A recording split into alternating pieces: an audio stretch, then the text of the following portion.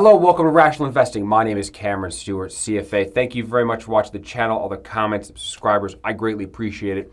Up this week is Uber. We're going to dive through the financial statements, the cash flow, the 10K. We're going to look at the most recent presentation, figure out what we think the company is worth, and then look into the market to see what we can buy the shares for, and is there an economic return that we can achieve as long-term buy and hold investors. But before we look at Uber, we're going to go through our 5 key attributes that we look for all of our investments. We look for top-line revenue growth.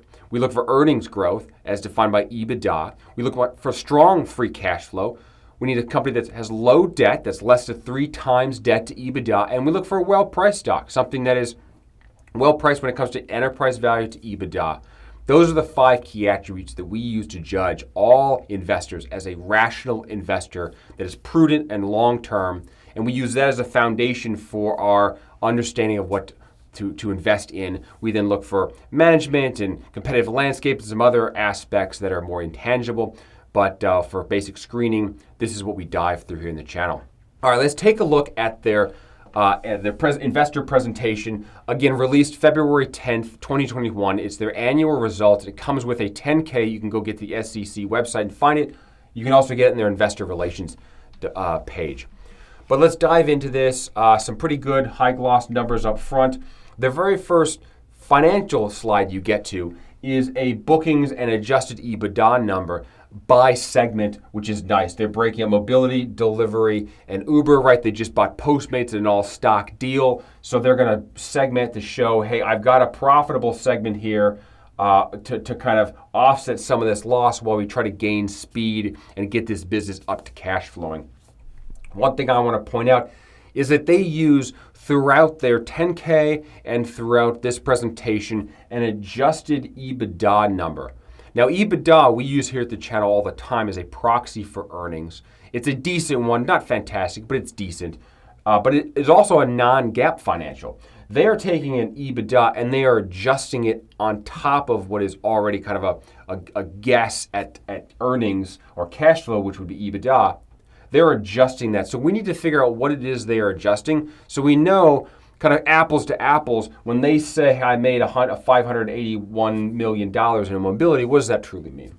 So we'll dive into that. But I wanted to show you high level what they do for their presentations. And if you get through a couple more slides, then you get to your total addressable market. Now we've looked at other presentations like this in the past from customers and from companies. And what I always say is when I worked in corporate finance and when I made decks like these for the public market, your job in finance is both to report numbers, absolutely, but also frame them in the best light so that investors are looking at numbers that you believe represent where you're going or kind of help stage the company in the best light.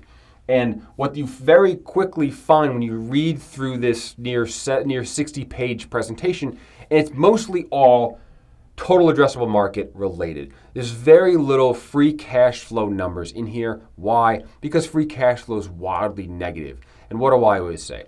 If as a finance professional and you're presenting investment numbers to investors, the best way to do is if you don't have cash flow, you talk about sales. If you don't have sales, you talk about customers. If you don't have customers, you talk about total addressable market. That's because ultimately a company is based on its cash flow, but if you're always on negative, you have to go to the best thing you can to make the numbers in a good light. Here you go. And they follow this quite a lot throughout their portfolio with, again, gross bookings, trips, drivers. These are metrics that aren't free cash flow based. And they'll talk about that all the way through the deck. So I looked at this stock a year ago, and when I did, I looked at this same slide. I want to go back to it now. Right here, they're showing all the losses that they have achieved historically, and they're saying, hey, we're going to be profitable in 2021. 21 is going to be, we will achieve quarterly profitability. Well, their profitability is not my profitability. My profitability is net income to common stock shareholders being positive number. This is referring to their adjusted EBITDA number that they think is going to be positive, or it's going to be break even. And then long term, they're saying that number will be 25% of revenue.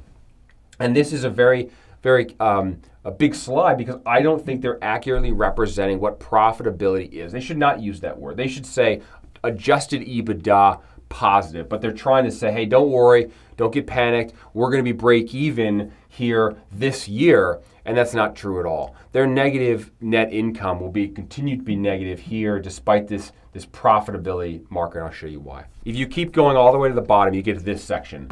Non-GAAP reconciliation is what you really want to look for. And in this section, they're going to bridge their net income results with what they report as adjusted EBITDA. And you'll see the net income here is wildly much more negative than it is here.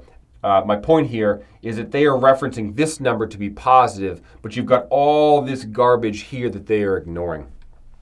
So let's go to the 10K now. I want to show you what's in this number. All right, behind me is the adjusted EBITDA buildup that they put in their 10K. And they do a good job disclosing it, but I wish they would stick with an actual net income number or a true EBITDA in its classic sense. But what you notice quickly is they lost $6.7 billion on the net income. That's the GAAP net income that they have to file. And then they're saying, hey, add all this stuff back, and really we only lost $2.5 billion. That's still a loss. I mean, if you're going to add stuff back, at least make it positive. But then some of this stuff that they add back doesn't deserve to be added back. It's an actual ongoing expense that you have to pay. You can't add it back. For example, the big one, stock-based compensation, right there. $827 million of expense in the P&L that they're saying, don't worry about this. No, don't look at this. We didn't actually have to spend that. Yeah, you did. Because even though it's not cash, you still have to dilute me as the equity owner to give the employees the comp. And the employees might rightly deserve it, but it's still an expense as part of their employee package. And if you were to remove it, the employees would most likely go to some other company. So that's a real cost. You cannot add that back. Another one, driver appreciation award, $300 million. Never mind that. No, that was an actual cost to prevent employees from unionizing. That's, even though it's one time, it's something that I would not add back. You've got tax, legal, and regulatory charges. These happen every single year. 340, 350, this is a negative number being a positive, so it would be a gain for some reason. But these are relatively regularly occurring. Again, I wouldn't add that back either. There's a bunch of stuff in here that I think that you've got write-downs in here. At goodwill impairment, write-down loss, $270 million this year, and then $300 million. That's pretty regularly occurring. I would not add that back. I think my point here is I'm going to show you the new my EBITDA number, and I want to try to bridge what they show on their adjusted EBITDA to what I think their EBITDA should be. And we're going to then forecast the business based on what I think the EBITDA is and see what it looks like. Revenue for Uber 2016 to 2020, okay, 3.8 billion to 11.1 billion. Decent revenue growth. It's definitely peaked at $14 billion. COVID definitely hurt the business. Drop of $5 billion of revenue. That may come up.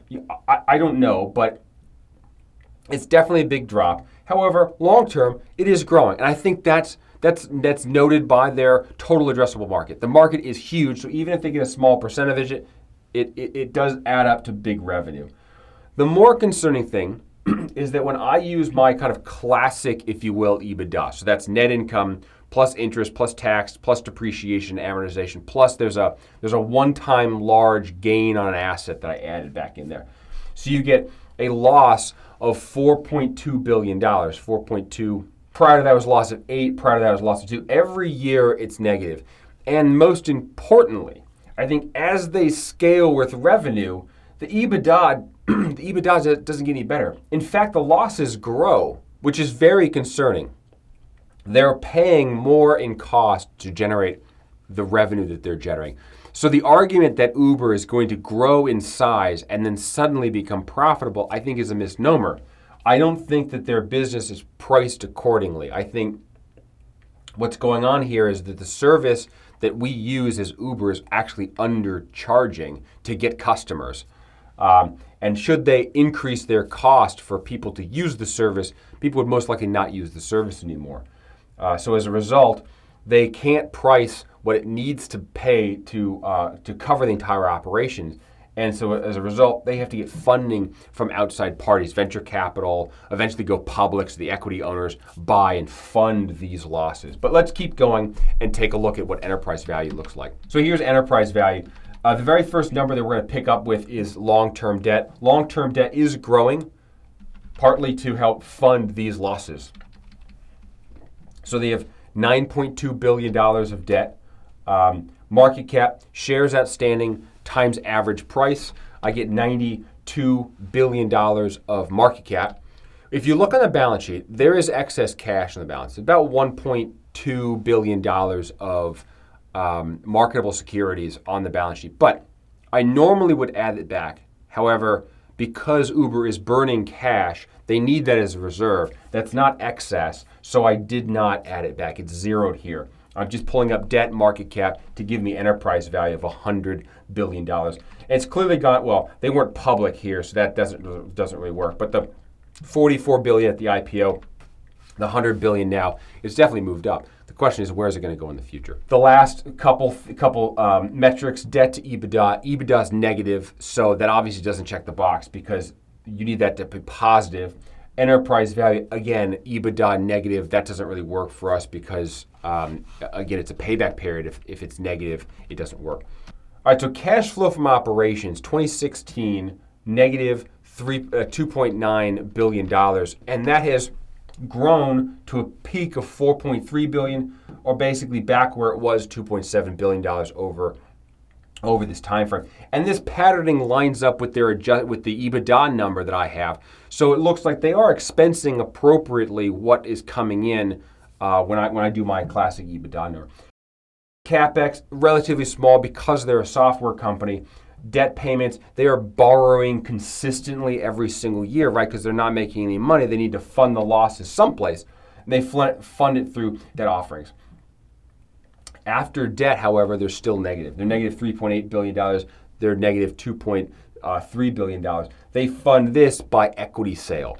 So you'll see the share count explode massively here as they go public, right? Well, that's to fund massive operating losses here. And then the next year when they had to make the Postmates acquisition, they raised more equity to complete that deal. So they're definitely funding their losses through debt and equity as they try to scale in size to eventually get profitable.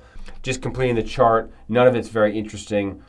Just because of these negative numbers, it makes it difficult. Okay, so now in order to forecast, we need to take their long-term 25% adjusted EBITDA number and correct it for our forecast because we're using a classic EBITDA definition. What I don't know is if they're saying they're going to be 25% profitable on an adjusted basis, what is that on a classic EBITDA basis? Because they have all kinds of garbage in their add back that I don't want to include.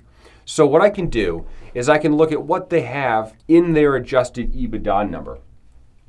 Adjusted EBITDA, $2.5 billion.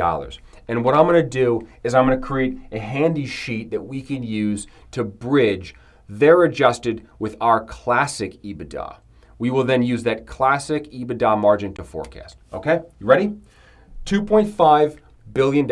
That's the classic, that's the adjusted EBITDA that they state in their 10K, right? 10K, 2.5. Classic EBITDA, I have 4.2. That was what I showed you earlier when I just take net income, depreciation, interest, tax, and that one-time large charge for the gain on the asset. I get a loss of 4.2 billion. The difference here is a 1.76 or 1.8 billion dollar difference between what they say is their profitable adjusted EBITDA and what I think they're actually yielding. So what I'm going to do is to get a margin on that, I'm simply going to take this current year's revenue, $11 billion. I'll apply a hypothetical target, 25% adjusted EBITDA, and I get this number, 2.8 billion as a adjusted theoretical EBITDA number had they used their long-term target. I then apply my adjusting factor to correct the $1.7 billion while I lower their adjusted EBITDA to my classic EBITDA. And I'm saying $1 billion. or a 9% EBITDA margin. So they're saying in their investor deck 25%, 25% adjusted EBITDA. Again, that's a garbage number. It's really actual EBITDA. When I bridge the two, I get a 9% number. So this is not here, it's there. And it's long-term, so it's far out in the future. Now, we're going to take this and we're going to forecast it forward to figure out what they can earn. Again, they have lost $4.2 billion, and I got to go forward in time to make that profitable, assuming that as they grow, they get more profitable. Again, they currently have not shown that. Revenue's going up, losses are going up, but we're going to give them the benefit of the doubt. So what do? Well, I found out there, as far as you can go, a target, a revenue number of $100 billion. It's out there, but if I gave them the upside case and said they'll get revenue of $100 billion out a decade from now, and I apply my 9% margin, EBITDA margin, I get a $9.2 billion EBITDA target 10 years out. That's essentially a 25% annualized growth rate on revenue from where they are today for a decade, which is extremely strong in my opinion. I then apply an 18 times EBITDA market multiple, which is appropriate for a company that can actually grow like this, but has low margins at 8%. They get $165 billion of enterprise value, less a little bit of debt that they'll have, and divide by the outstanding shares, the fully diluted shares of 1.7 billion. I get a price target of $76 out 10 years from now. Okay, if I look at cash flow going forward, I've actually assumed zero forecast for cash flow because I don't know when and the timing of it's turning around. So I'm going to give it a zero. I'll give it a zero price target or undefined price target is what I'm going to give it. All right, so now we have a price target of $76 based on an EBITDA market multiple. Again, we did not do the free cash flow method because there is no free cash flow and we don't know when it's going to turn positive or if it will turn positive. So I've removed that as a price estimate. Unfortunately, what that means is we're completely dependent on just one price indicator, and that price indicator is based on EBITDA, which in itself is a proxy for cash. We don't even have a very solid estimate of what cash is. But assuming they hit their $100 billion of revenue, you get a 9% kind of classically defined EBITDA margin, which is low, by the way. For a technology company or for a software company, it's very, very low. That's because their technology is the space itself is so competitive, they can't price it appropriately. But 9% divided by the shares gets me a $76 price target. When I put this into an IRR, you can buy the shares right now at $54. I sell them for $76 a decade from now, and that is a 4% annualized return over that decade with no dividend. And that is extremely low. That is less than market. That is less than high yield debt. That is better than a treasury bond, but it's not much. And what you're going to see is because there's no cash flow here to support this valuation, and this valuation is out a decade from now, what you're going to see is as interest rates move around, right now they're increasing, right? Because the cost of money is becoming more expensive. That means holding a stock like this and waiting 10 years with no income here becomes very expensive as interest rates rise. So stocks like these tend to go down in value as interest rates rise because carrying this bet costs more and more as the debt, as your own borrowing costs grow. Let's review our 5 key attributes. Top line revenue growth, yes, it's there. EBITDA, strong EBITDA growth, no, it's not. EBITDA is negative. Strong free cash flow, no, I don't think the cash flow is strong. It's negative. Low debt, no, because with negative earnings, you should have zero debt, and they have debt. And then well priced, no, I don't think it's well priced either because earnings are negative. So I think really, a 4 out of 5 are no's for me in this case, and it's definitely a pass. So what are we going to give this stock as an investment review? I'm going to give it an ugly. Why? I don't like how they're framing their financials. I don't like that they use an adjusted EBITDA number. I don't like how they calculate it. I don't like how they expand revenue and earning losses grow. I don't like that. There's no dividend and there's no guidance on when they're actually going to be cash flow positive, not adjusted profit, not adjusted EBITDA profitable, but actually cash flow profitable.